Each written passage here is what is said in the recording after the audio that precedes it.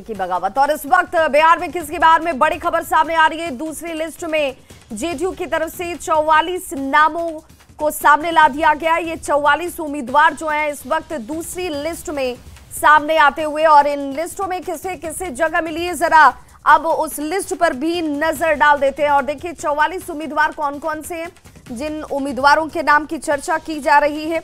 तो देखिए यहां पर जेडीयू की तरफ से इससे पहले जो जानकारी सामने आई थी उस लिस्ट के हिसाब से वाल्मीकि नगर से देखिए धीरेन्द्र प्रताप सिंह, ये वो नाम है। और साथ ही साथ इसके अलावा जिन नामों की खूब चर्चा हो रही है, देखिए ये लिस्ट हमारे हाथ में इस वक्त आ चुकी है। सिकटा से समृद्ध वर्मा, नरकटिया से विशाल शाह, केसरिया से बात करेंगे तो केसरिया से यहां पर उतारा गया श्रीमती शालिनी मिश्रा को। चुनावी मैदान में जेडीयू की तरफ से ये टिकट दिए गए हैं। इसमें शिवहर की बात करें तो शिवहर से श्वेता गुप्ता को टिकट दिया गया है। सुरसंड से नागेंद्र कुमार को बनाया गया है। नागेंद्र जो राउत हैं उन्हें चुनावी मैदान में उतारा गया है। और इसके अलावा सुरसंड के अलावा रुन्नी सैदपुर की बात करेंगे, जहां पर रुन्नी सैदपुर से भी जिन नामों की हम चर्चा कर रहे हैं उनमें वाल्मीकि नगर से धीरेन्द्र प्रताप सिंह है।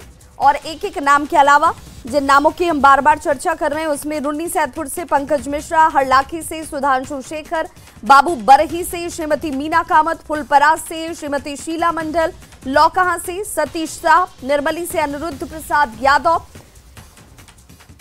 और इसके अलावा लौकहा से सतीश शाह, निर्मली से अनिरुद्ध प्रसाद यादव, पिपरा से रामविलास कामत, सुपौल से विजेंद्र प्रसाद यादव, त्रिवेणीगंज से सोनम रानी सरदार, अररिया से शगुफ्ता अजीम, जोकीहाट से जनाब मंजर आलम, ठाकुरगंज से गोपाल अग्रवाल, अमौर से सबा जफर, रुपौली से श्री कालाधर मंडल, धमदाहा से श्रीमती लेशी सिंह, कदवा से दुलाल चंद गोस्वामी, मनिहारी से शंभू सुमन, बरारी से विजय सिंह निषाद, गोपालपुर बूलो मंडल की चर्चा की जा रही थी। बूलो मंडल को गोपालपुर से सुल्तानगंज से ललित नारायण मंडल, कहलगांव से शुभानंद मुकेश, अमरपुर से जयंत राज को चुनावी मैदान में जेडीयू ने उतारा है।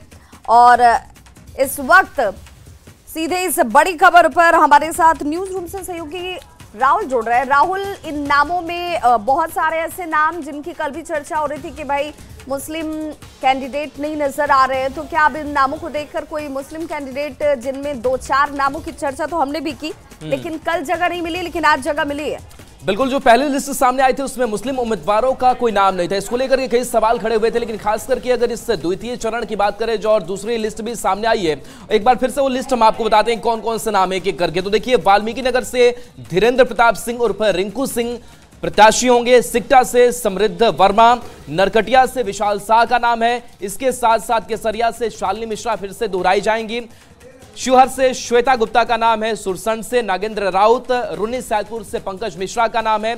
इसके साथ साथ हरलाखी से सुधांशु शेखर, बाबू बरही से मीना कामत, फूलपरास से शीला मंडल, लौकहा से सतीश शाह, निर्मली से अनिरुद्ध प्रसाद यादव, पिपरास से रामविलास कामत। और ये जेडीयू की अगर बात करें तो सुपौल विधानसभा से विजेंद्र प्रसाद यादव वरिष्ठ नेता हैं।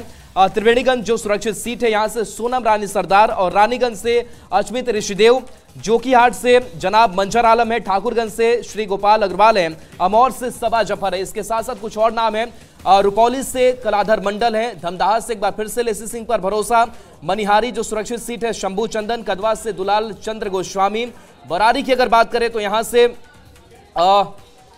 विजय सिंह निषाद, गोपालपुर से बूलो मंडल, सुल्तानगंज से ललित नारायण मंडल, कहलगांव से शुभानंद मुकेश, अमरपुर से जयंत राज का नाम है, बेलहर से मनोज यादव, चैनपुर से मोहम्मद जमा खान है, और करगेहर से वशिष्ठ सिंह, काराकाट से महाबली सिंह, नोखा से नागेंद्र चंद्रवंशी, कुर्था से पप्पू कुमार वर्मा, जहानाबाद से चंद्रेश्वर चंद्रवंशी, घोसी की अगर बात करें तो यहां से ऋतु राजकुमार, नबीनगर से चेतन आनंद यानी कि जो इससे पहले आरजेडी में थे, रफीगंज से प्रमोद कुमार सिंह, बेलागंज से मनोरमा देवी, नवादा से विभा देवी, झाझा से दामोदर रावत, चकाई से सुमित कुमार सिंह। तो देखिए करीब 9 महिला प्रत्याशियों के इसमें नाम है। और इसके साथ साथ मुस्लिम चेहरा भी इस बार चुनावी मैदान में है। और खास करके कुछ नामों की अगर बात करें तो जमा खान है, जमा खान बड़े नेता हैं, भरोसा एक बार फिर से नीतीश कुमार ने इनके ऊपर जताया है। इसके साथ साथ जो दूसरा मुस्लिम चेहरा की अगर बात करें तो सबा जफर है जो अमौर विधानसभा सीट से चुनावी मैदान में है। इसके साथ साथ शगुफ्ता अजीम जो है वो अररिया से चुनावी मैदान में है। तो ये कुछ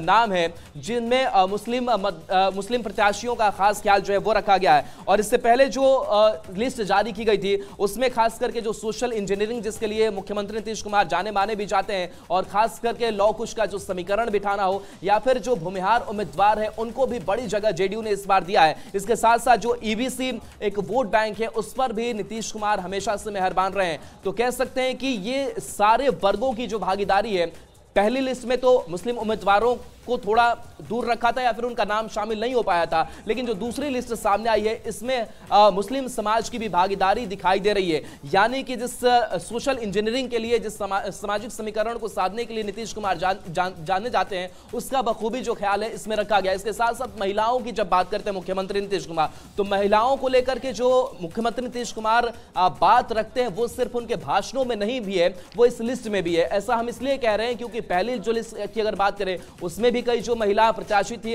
उनको शामिल किया गया था और इस लिस्ट में करीब 9 महिला प्रत्याशी जो हैं वो चुनावी मैदान में इस बार उतरेंगी। तो यानी कि महिला का सहारा जो है मुख्यमंत्री नीतीश कुमार लेते भी हैं और कहीं ना कहीं कह सकते हैं कि उनको सपोर्ट भी करते हैं। तो सिर्फ महिला मतदाता नहीं महिला वोटर्स ही नहीं बल्कि महिला प्रत्याशियों को भी उनको भागीदारी जो है मुख्यमंत्री नीतीश कुमार देते हुए दिखाई देते हैं।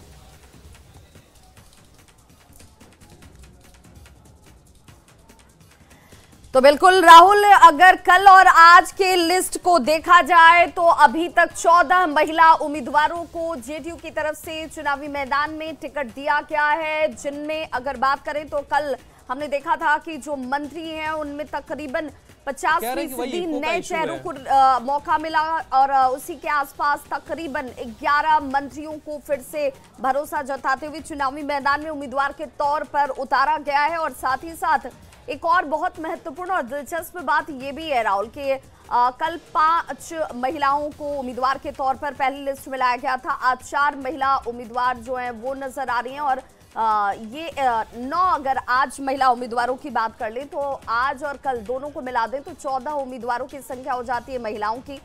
ओबीसी की जिसकी बात कर रहे थे आप, लॉ समीकरण की जिसकी बात हो रही है, उन समीकरण को साधने के साथ साथ सवाल ये उठ रहा था कि आखिर मुस्लिम उम्मीदवार क्यों लिस्ट से गायब हैं। तो ये जरूर जानकार कह रहे थे और जो सूत्र हमारे कह रहे थे जेडीयू के कि नहीं, दूसरी लिस्ट आने का इंतजार कीजिए, दूसरी लिस्ट में ये भागीदारी जो है वो जरूर सुनिश्चित की जाएगी। तो इस दूसरी लिस्ट में जेडीयू की तरफ से इसमें उम्मीदवारी भी दी गई है और ये 4 नाम जो हैं वो सामने आ रहे हैं जिनमें मुस्लिम उम्मीदवारों को चुनावी मैदान में उतारा गया है। इसके साथ साथ लॉ कुश समीकरण कल भी पहली लिस्ट में नजर आया और आज भी वो समीकरण दिखता है। एक बैलेंस्ड जो लिस्ट कही जाती है वो इस बार जेडीयू की तरफ से बनाया गया है। लेकिन सबसे बड़ी बात जो है, चाहे वो एनडीए के घटक दलों के सहयोगियों के अंदर की भी और जेडीयू के लिए इंडिविजुअल भी हो, नए चेहरों को ज्यादा से ज्यादा मौका दिया जा रहा है। इस लिस्ट में भी राहुल साफ नजर आ रहा है। बिल्कुल, तो देखिए जो नए चेहरे हैं उसको भी कुछ जगह दी जा रही है। इसके साथ साथ खास करके जो पुराने चेहरे हैं उसको भी रिपीट किए जा रहे हैं। पुराने चेहरे को रिपीट करने का मतलब ये होता है, और देखिए कुछ हमने नाम वैसे भी देखे जो ये पहले बार चुनाव हार चुके थे लेकिन उनको भी इस बार जगह दी गई। कुछ जेडीयू के कैंडिडेट जिनके टिकट काटे भी गए हैं और खास करके इस बार सीटों की संख्या जरूर कम हुई, यानी कि 101 सीटों पर पिछले बार के मुकाबले कम सीटों पर लड़ रही है। लेकिन साथ साथ ये भी खास ख्याल रखा गया है कि कैसे गठबंधन धर्म का पालन करते हुए बीजेपी के लिए भी कई सीटों को त्यागा है जेडीयू ने। हालांकि बीजेपी ने कुछ ऐसा ही किया है तो दोनों का एक जो समन्वय है वो दिखाई दे रहा है और 2 ये बड़े अलायंस एनडीए के हैं जिनमें एक जो समन्वय कोऑर्डिनेशन बिठाने की कोशिश की गई उसका एक इस लिस्ट में भी जिक्र जो है वो दिखाई दे रहा है। तो देखिए